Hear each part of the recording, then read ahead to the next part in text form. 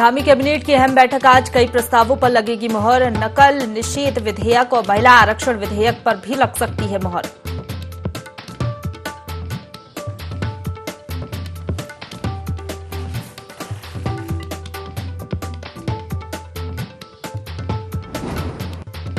उत्तराखंड जल विद्युत निगम के 22वें स्थापना दिवस कार्यक्रम में शामिल हुए मुख्यमंत्री पुष्कर सिंह धामी।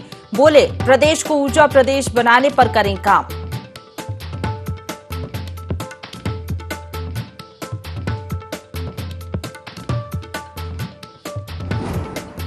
राज्य जनजाति शोध संस्थान में मनाया गया गौरव दिवस। मुख्यमंत्री पुष्कर सिंह धामी हुए कार्यक्रम में शामिल। जनजाति कला संस्कृति संरक्षण के लिए की कार्पस फंड बनाने की घोषणा।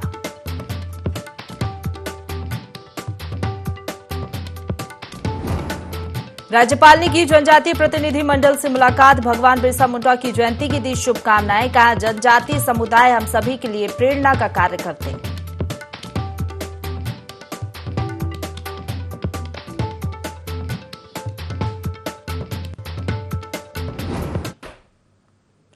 नमस्कार, देवभूमि लाइव देख रहे हैं आप। आपके साथ मैं हूं प्रशंसा। बुलेटिन की शुरुआत करेंगे देहरादून की बड़ी खबर के साथ, जहां धामी कैबिनेट की महत्वपूर्ण बैठक आज होनी है। 12 बजे सचिवालय में कैबिनेट की बैठक रखी गई है।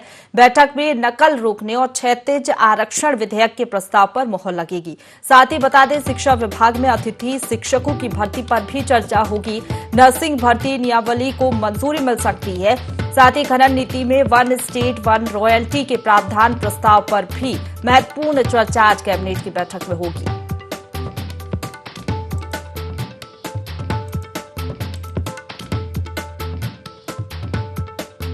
तो बड़ी खबर देहरादून से बता रहे, धामी कैबिनेट की महत्वपूर्ण बैठक आज होगी। 12 बजे सचिवालय में कैबिनेट की बैठक होनी है। बैठक में नकल रोकने और क्षैतिज आरक्षण विधेयक के प्रस्ताव पर मुहर लगेगी। जिस तरीके से क्षैतिज आरक्षण एक बड़ा मुद्दा है उत्तराखंड में, महिलाओं को क्षैतिज आरक्षण दिलाने के लिए सरकार भी लगातार काम कर रही है। ऐसे में अगर ये प्रस्ताव लाया जाता है और उस पर मुहर लगती है तो बड़ी सौगात होगी ये राज्य की महिलाओं के लिए। साथ ही आपको बता दें, शिक्षा विभाग के अतिथि शिक्षकों की भर्ती पर भी चर्चा होगी। नर्सिंग भर्ती नियमावली को मंजूरी दी जाएगी। खनन नीति में 1 स्टेट 1 रॉयल्टी के प्रावधान प्रस्ताव पर भी चर्चा हो सकती है।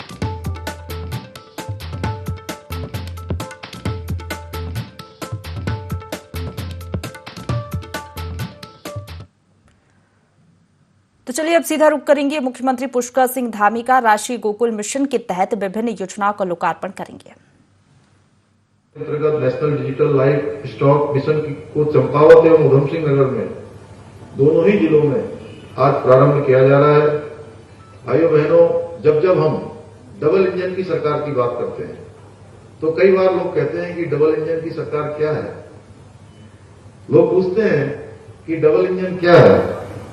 आज के इस कार्यक्रम में जितने भी विकास के कार्य प्रारंभ किए जा रहे हैं, यह भारत सरकार के मंत्री आदरणीय संजीव बालियान जी इस मंच पर बैठे हुए हैं। यह योजनाएं और ये लोकार्पण और प्रारंभ होने वाली योजनाएं इतना ही पर्याप्त है डबल इंजन को बताने के लिए कि सारी योजनाएं किस तरीके से आगे बढ़ रही हैं। भाइयों बहनों, बिना केंद्र की सरकार के सहयोग से हम इतने महत्वपूर्ण कार्य कर नहीं सकते हैं। ये तभी होता है जब दोनों ही सरकारें, केंद्र की सरकार और राज्य की सरकार, दोनों सरकार एक दिशा में चलने वाली सरकार हो, दोनों में आपसी सामंजस्य हो।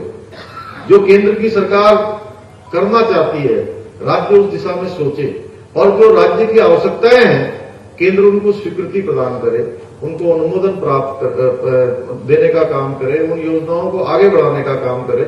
तब जाकर ठीक प्रकार से विकास का पहिया चलता है। और यह तभी संभव हो पा रहा है जब आज दोनों ही सरकारें, जिनको बनाने का काम आप सब लोगों ने किया है, चाहे राज्य की सरकार हो या केंद्र की सरकार हो।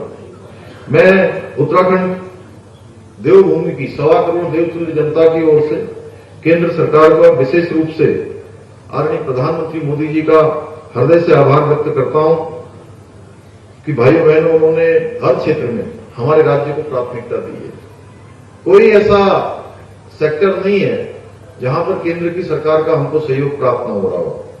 भाइयों बहनों, हम जानते हैं पशुपालन कृषि के साथ उत्तराखंड के लाखों परिवारों की ये रीढ़ है। उनके परिवारों को चलाने का काम हमारा ये पशुपालन के माध्यम से होता है।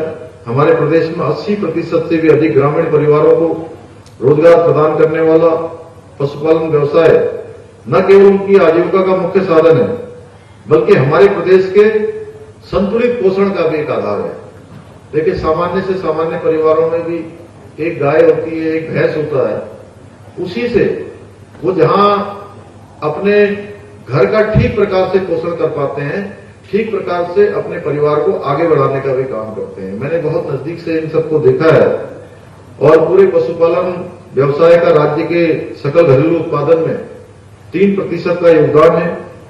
सभी छोटे पशुपालकों व दुग्ध व्यवसायों के सम्मिलित प्रयासों के फलस्वरूप आज हमारा देश डेयरी के उत्पादन में भी शीर्ष देशों में शीर्ष स्थान पर है।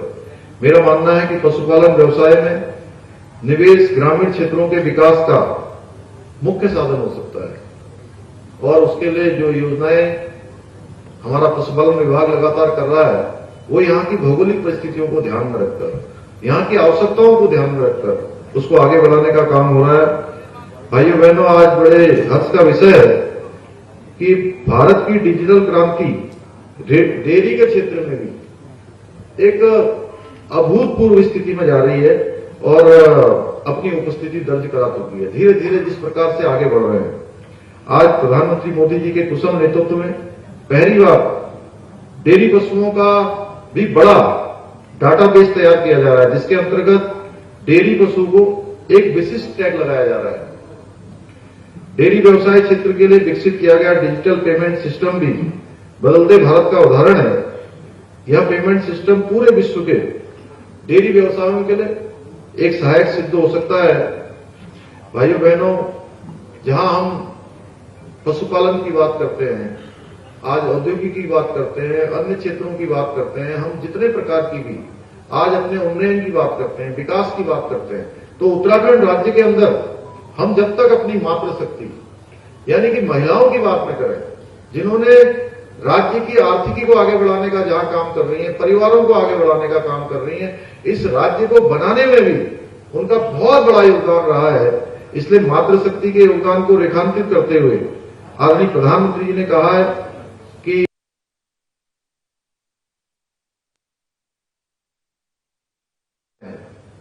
जो इस क्षेत्र में रात दिन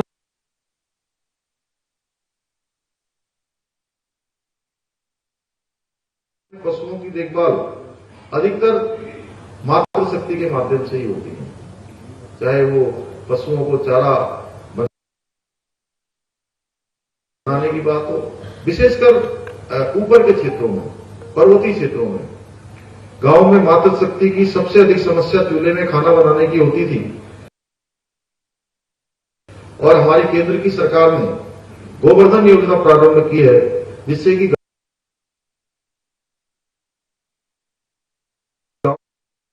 गैस प्लांट लगाकर इस समस्याओं को दूर करने का प्रयास किया जा रहा है। इस योजना का मुख्य आधार भी पशुधन ही है। भाइयों बहनों, आज पशुओं में होने वाली बीमारियां हमारे पशुपालन परेशानी में पड़ जाते हैं, हमेशा वो समस्या हो जाती है। मुझे भली भांति इसकी जानकारी है। पहले के समय में अलग प्रकार तो मुख्यमंत्री पुष्कर सिंह धामी को सुन रहे थे आप, संबोधन अपना दे रहे थे किस तरीके से उत्तराखंड विकास की ओर बढ़ रहा है और लगातार प्रधानमंत्री नरेंद्र मोदी के नेतृत्व में विकास के नए आयाम स्थापित उत्तराखंड में हो रहे हैं। आगे बढ़ेंगे तो राज्य के सचिवालय में उत्तराखंड मंत्रिमंडल की अहम बैठक दोपहर 12 बजे होगी। वहीं मुख्यमंत्री पुष्कर सिंह धामी की अध्यक्षता में होने वाली बैठक में उत्तराखंड सरकारी सेवाओं में नकेल निषेध विधेयक और महिलाओं को 30% क्षैतिज आरक्षण विधेयक समेत कई प्रस्तावों पर मुहर लगेगी। इसके अलावा शिक्षा विभाग में अतिथि शिक्षकों की भर्ती, नर्सिंग भर्ती नियमावली को मंजूरी, खनन नीति में 1 स्टेट 1 रॉयल्टी के प्रावधान के साथ ही पीआरडी जवानों को अवकाश के लाभ सहित कई मुद्दों पर चर्चा हो सकती है।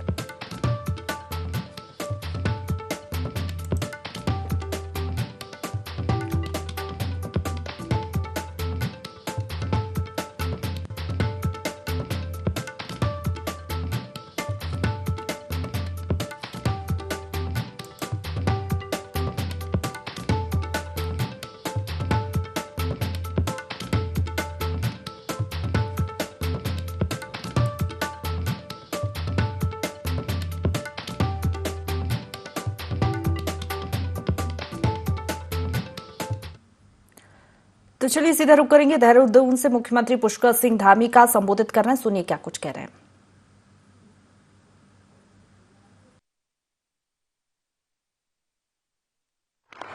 समस्त पशुधन के 100% टीकाकरण का लक्ष्य भी प्राप्त कर लिया जाएगा। हमने केंद्र सरकार के दिशा निर्देशों को प्रभावी तरीके से लागू करके राज्य में लंपी स्किन डिजीज को पूरी तरह से नियंत्रित करने में सफलता प्राप्त की है। इस रोग के नियंत्रण के लिए प्रदेश में लगभग 6 लाख से अधिक पशुओं का टीकाकरण किया जा चुका है। भाइयों बहनों, ये बड़ी प्रसन्नता की बात है कि हमारे राज्य ने राष्ट्रीय गोकुल मिशन के अंतर्गत भी जितने लक्ष्य थे उन सभी लक्ष्यों को उनमें से कई लक्ष्यों को प्राप्त कर लिया है। मुझे यह बताते हुए भी हर्ष हो रहा है कि पशुधन विकास बोर्ड ने राष्ट्रीय डेयरी अनुसंधान संस्थान के साथ गायों में क्लोनिंग के विषय में एक समझौता किया है, जिससे हमारा राज्य गायों में क्लोनिंग बछड़ों के उत्पादन वाला पहला राज्य बन जाएगा। राष्ट्रीय पशुधन मिशन की उद्यमिता विकास योजनाओं के अंतर्गत बकरी फार्म, कुक्कुट फार्म एवं सुगर फार्म की स्थापना के लिए हमारे राज्य के कुछ उद्यमों को केंद्र सरकार की ओर से अनुदान की प्रथम किस्त के रूप में 52.50 लाख रुपए 52,50,000 रुपए प्राप्त हो चुके हैं। और अभी माननीय मंत्री जी मुझे बता रहे थे कि ये गोट फार्मिंग में भारत सरकार की तरफ से 50% की सब्सिडी दी जा रही है। यानी कि अगर 1 करोड़ रुपए का कुल उनको इसमें इन्वेस्टमेंट करना है, फार्म बनाना है, तो 50 लाख की सब्सिडी भारत सरकार दे देगी, 40 लाख का लोन हो जाएगा। अपने जमा पूंजी में से कहिए या कहीं की पूंजी में से मात्र 10 लाख रुपए की व्यवस्था में आपके पास 1 करोड़ रुपए का व्यवसाय खड़ा हो जाएगा, एक बड़ा काम हो जाएगा। मैं इसके लिए भी माननीय मंत्री जी का, क्योंकि वो स्वयं एक किसान है और पशुपालकों के बीच से ही निकले हैं, उस क्षेत्र में उन्होंने काफी काम किया है, इसलिए वह तेजी से किसानों के, पशुपालकों के दर्द को समझते हुए उन सब के समाधान के लिए आगे बढ़ रहे हैं। भाइयों बहनों, यह योजना जहां हमारे प्रदेश के पशुपालकों के लिए भी एक वरदान साबित होगी, इसी प्रकार से किसान क्रेडिट कार्ड जारी करके हमारे राज्य ने देश में भी, क्योंकि माननीय प्रधानमंत्री जी के जितने भी ये मुख्यमंत्री कॉन्क्लेव होते हैं, मुख्यमंत्री सम्मेलन होते हैं या हमारी जो बैठक होती है, उसमें हमेशा किसानों की बातों को प्राथमिकता से लेते हैं। तो हमने यहाँ किसान क्रेडिट कार्ड के क्षेत्र में भी एक रिकॉर्ड बनाया है। हमने जो निराश्रित पशुओं को आश्रय और भरण पोषण प्रदान के लिए गौसदनों को प्रति 30 रुपए प्रतिदिन की सहायता भी हम प्रदान कर रहे हैं। पहले के समय में ये मात्र 6 रुपए दी जाती थी और हमने इसको, हमारी सरकार ने निर्णय लिया, इसको बढ़ाने का फैसला लिया, क्योंकि इतने कम धनराशि में उनका भरण पोषण नहीं हो सकता है। इसके लिए हमने जो है 30 रुपए प्रतिदिन की सहायता का प्रावधान किया है। हम पर्वतीय क्षेत्र की बदरी नस्ल की गायों को घी को राज्य सहकारिता दुग्ध संघों के माध्यम से बेच रहे हैं, जिससे नई नस्ल की गायों का संरक्षण हो सके। हमारे राज्य की आर्थिकी और में पशुधन क्षेत्र का महत्वपूर्ण योगदान को ध्यान में रखकर इस क्षेत्र के और अधिक इस क्षेत्र को रोजगारप्रद बनाने के लिए राज्य पशुधन मिशन की घोषणा की जा रही है। राज्य पशुधन मिशन में आने वाले 2 वर्षों में लगभग 60 करोड़ रुपए का निवेश किया जाएगा और मिशन के द्वारा 4 लाख से अधिक पशुपालकों एवं कुक्कुट पालकों की आय में वृद्धि होगी। इस मिशन के द्वारा राज्य में जहां 10,000 पशुपालकों को अप्रत्यक्ष रूप से रोजगार उपलब्ध हो सकेगा, करीब 7,000 पशुपालकों को प्रत्यक्ष रोजगार का लाभ पहुंचेगा। जैविक कृषि के क्षेत्र में विकास का मुख्य आधार भी पशुधन ही है। इसके लिए पशुओं के गोबर को जैविक खाद तक पहुंचाने के लिए भी हमारी सरकार विशेष रूप से प्रयास कर रही है। विशेष रूप से इस ओर हम लोग प्रयासरत हैं। भाइयों बहनों, मुझे आशा ही नहीं, पूरा विश्वास है कि ये पशुपालन और डेयरी के क्षेत्र में केंद्र तथा राज्य सरकार द्वारा किए जा रहे ऐसे नवीन प्रयास, जिनका केवल एकमात्र उद्देश्य है कि हमारे पशुपालक भाई बहनों के जीवन स्तर को आगे बढ़ाना है, उनकी आय को बढ़ाना है, उनके जीवन स्तर में सुधार लाना है। उनके प्रयासों से हमारे राज्य में युवाओं को रोजगार के जहां नए अवसर प्राप्त होंगे, बल्कि ग्रामीण आर्थिकी भी मजबूत होने के साथ साथ जो हमारे यहाँ की एक बहुत बड़ी समस्या है पलायन, और हम सब लोग उसमें जहां हमारा पलायन रोकथाम आयोग भी काम कर रहा है, हमारी अन्य संस्थाएं भी काम कर रही हैं, सरकार के माध्यम से भी हम काम कर रहे हैं कि कैसे हमारे उन क्षेत्रों का माइग्रेशन रोका जाए और कैसे उसको रिवर्स माइग्रेशन की दिशा में और प्रयास किया जाए।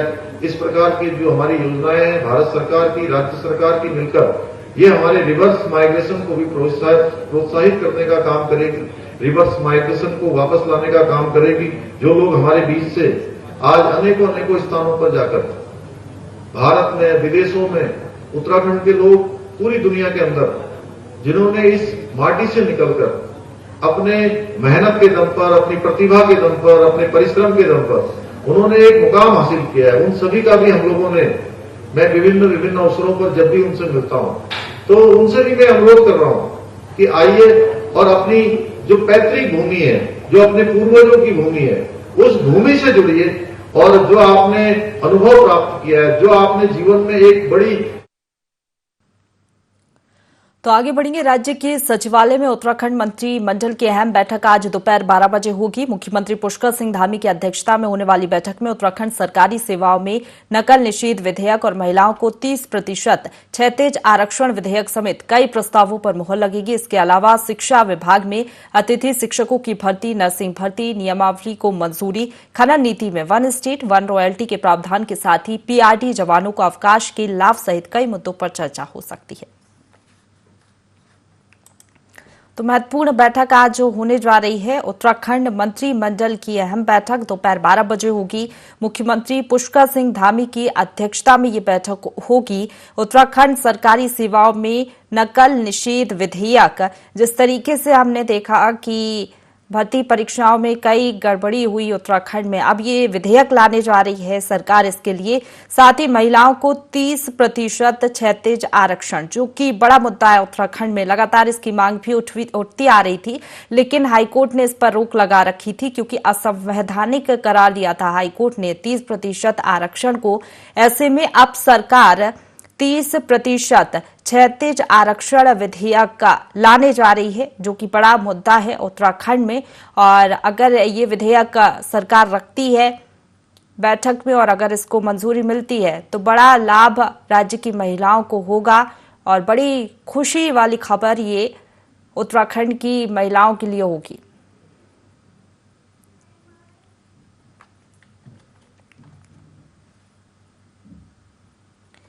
आगे बढ़ेंगे। जनजातीय गौरव दिवस के अवसर पर राजभवन में राज्यपाल लेफ्टिनेंट जनरल गुरमीत सिंह से उत्तराखंड की थारू, बोक्सा, जौनसारी, राजी और भोटिया जनजातियों के प्रतिनिधि मंडलों ने मुलाकात की। इस दौरान राज्यपाल ने सभी को जनजातीय गौरव दिवस और भगवान बिरसा मुंडा की जयंती की शुभकामनाएं दी। उन्होंने कहा कि सभी जनजातियां हमारा गौरव हैं, सांस्कृतिक विरासत के संरक्षण और संवर्धन में उनका महत्वपूर्ण योगदान है।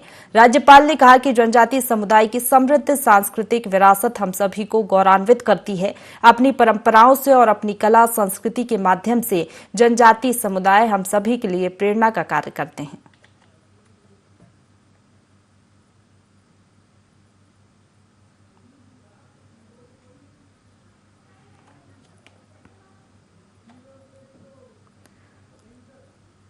तो अब देहरादून से बड़ी खबर का रुख करेंगे, जहां धामी कैबिनेट की महत्वपूर्ण बैठक आज होनी है। 12 बजे सचिवालय में कैबिनेट की बैठक होगी। मुख्यमंत्री पुष्कर सिंह धामी की अध्यक्षता में महत्वपूर्ण बैठक आज होगी। बैठक में नकल रोकने और क्षैतिज आरक्षण विधेयक के प्रस्ताव पर मुहर लगेगी। शिक्षा विभाग में अतिथि शिक्षकों की भर्ती पर चर्चा की जाएगी। साथ ही नर्सिंग भर्ती नियमावली को मंजूरी दी जाएगी। खनन नीति में 1 स्टेट और वन रॉयल्टी के प्रावधान प्रस्ताव पर भी चर्चा होगी। खबर पर ज्यादा जानकारी लेंगे हमारे साथ संवाददाता आकाश लाइव जुड़ गए, सीधा उनका रुख करेंगे। आकाश, धामी कैबिनेट की महत्वपूर्ण बैठक आज होने जा रही है, 12 बजे का समय मुकर्रर किया गया है। सबसे ज्यादा महत्वपूर्ण है क्षैतिज आरक्षण विधेयक। बिल्कुल कह सकते हैं कि जिस तरीके से आज 12 बजे धामी कैबिनेट की महत्वपूर्ण बैठक होगी, उसमें कई महत्वपूर्ण प्रस्तावों पर आज कैबिनेट में मोहर लगी थी, क्योंकि 29 तारीख से शीतकालीन का सत्र होना है और ऐसे में सरकार की कोशिश है कि इस सत्र के दौरान कई ऐसे जो विधेयक हैं उसको पास कराया जा सके। उसी को लेकर यह तय किया गया है कि जो क्षैतिज आरक्षण है महिलाओं को देने का, उस पर आज कहीं ना कहीं चर्चा हो सकती है, उस पर फैसला कैबिनेट ले सकता है कि जो आरक्षण देने की घोषणा पहले थी, लेकिन सुप्रीम कोर्ट में उसमें एक तरीके से राहत भले ही सरकार को मिली थी, लेकिन सरकार की कोशिश है कि महिलाओं को जो आरक्षण है वो सरकारी नौकरियों में मिलना चाहिए। तो उसको लेकर के जो विधेयक है उसमें संशोधन के साथ सरकार आज कैबिनेट में ला सकती है, जिसको पास कराया जाएगा। साथ ही साथ अगर हम बात करें तो जिस तरीके से जो भर्ती प्रक्रिया है उसमें अक्सर ये देखा जाता है कि पिछले कई एग्जामों में नकल एक तरीके से रही है, साथ ही साथ कई खबरें जो है भ्रष्टाचार को लेकर भी सामने आई है। तो ऐसे में कोशिश ये है कि नकल नियमावली को आज कैबिनेट अपनी मंजूरी दे सकती है कि जिसमें कि पारदर्शिता तरीके से जो है भर्ती परीक्षा जो है वो कराई जा सकती है, उसको लेकर फैसला होगा। साथ ही साथ नर्सिंग नियमावली को लेकर एक तरीके से फैसला होगा। अगर उसके अलावा अगर हम बात करें जो मुख्य रहेगा वो कहीं ना कहीं जिस तरीके से कल मुख्यमंत्री ने शिक्षा विभाग की समीक्षा बैठक की थी, उसमें तय किया गया था कि अतिथि शिक्षकों की जो भर्ती है वो सरकार करेगी। तो माना जा रहा है कि आज अतिथि शिक्षकों को भरने का फैसला भी जो है कैबिनेट के जरिए लिया जा सकता है। और साथ ही साथ अन्य जो विभागों से संबंधित जो नियमावली है या फिर संशोधन विधेयक है या उसके अलावा जो तमाम प्रस्ताव है उसको लेकर भी कहीं ना कहीं आज कैबिनेट में जो है फैसला हो सकता है।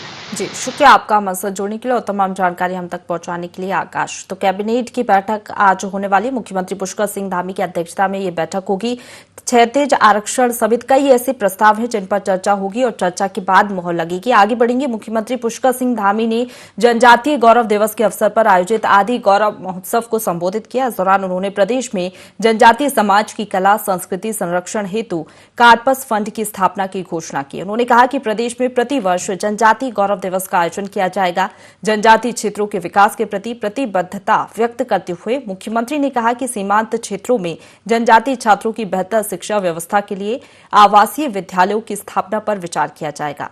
इस अवसर पर मुख्यमंत्री ने जनजातीय कल्याण समिति को भवन के लिए भूमि उपलब्ध कराए जाने की भी बात कही। मुख्यमंत्री ने इस अवसर पर जनजातीय गौरव दिवस की शुभकामना देते हुए कहा कि आजादी के अमृत काल में भगवान बिरसा मुंडा के आशीर्वाद से हमारा देश अपने अमृत संकल्पों को पूर्ण करने में अवश्य सफल होगा।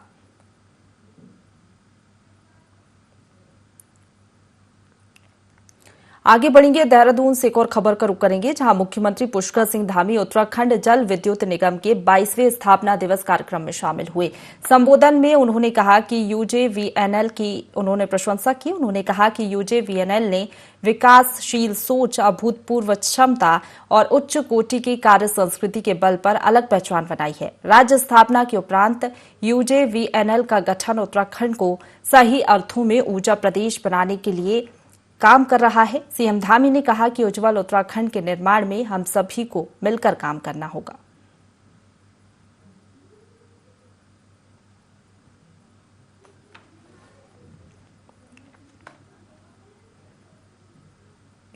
आगे बढ़ेंगे। उधम सिंह नगर के खटीमा में अवैध खनन के खिलाफ बड़ी कार्रवाई की गई। एसडीएम रविंद्र विश ने सूचना मिलती ही अवैध खनन में लिप्त ट्रैक्टर ट्रॉली को पकड़कर सीज किया। खटीमा एसडीएम रविंद्र विश ने बताया कि ट्रैक्टर ट्रॉली से अवैध खनन करके मिट्टी ले जाई जा रही थी। वाहन चालक का बयान दर्ज कर लिया है। पेनल्टी की कार्रवाई की जा रही है। उन्होंने कहा कि खनन पर पूरी तरह से रोक है। बिना डीएम की अनुमति से खनन नहीं हो सकता।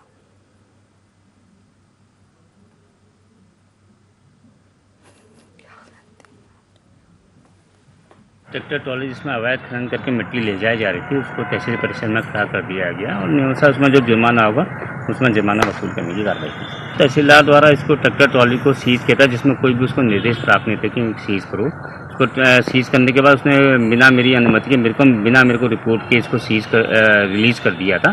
तो मेरे को इस संज्ञान में आया तो मैंने उसको दोबारा सीज कर दिया। ट्रैक्टर ट्रॉली वाले का हमने बयान दर्ज कर लिया है। उनके द्वारा कहा गया है कि इस ट्रैक्टर ट्रॉली को तहसीलदार द्वारा सीज कर दिया गया था। 6-4 घंटे यहाँ पर खड़ा कर दिया गया तहसील में और उसके बाद उसको बिना इसके पास कोई अनुमति पत्र नहीं था, फिर भी इसको रिलीज कर दिया गया है।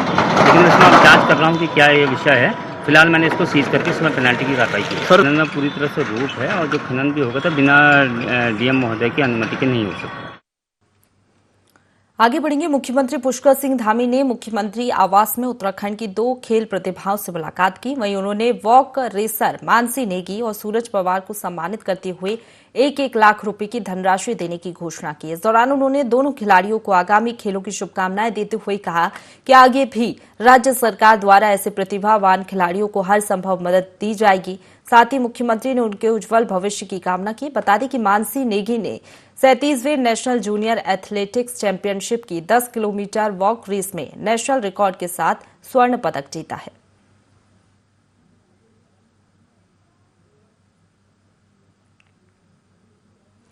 आगे बढ़ेंगे। उत्तराखंड के मुख्यमंत्री पुष्कर सिंह धामी हरिद्वार पहुंचे। यहां उन्होंने दिव्य प्रेम सेवा मिशन के divine college of nursing and paramedical science के प्रथम चरण का उद्घाटन किया। वहीं सीएम ने भवन निर्माण में अपना अहम योगदान देने वाले लोगों को प्रतीक चिन्ह देकर सम्मानित किया। इस मौके पर सीएम ने कहा कि स्वास्थ्य और शिक्षा के क्षेत्र में कई योजनाएं चल रही हैं जिससे सभी को लाभ मिल रहा है। कार्यक्रम में केंद्रीय मंत्री महेंद्र पांडे, उत्तराखंड कैबिनेट मंत्री धन सिंह रावत, प्रेमचंद अग्रवाल सहित स्वामी रामदेव, आचार्य बालकृष्ण और कई हस्तियां मौजूद रहीं।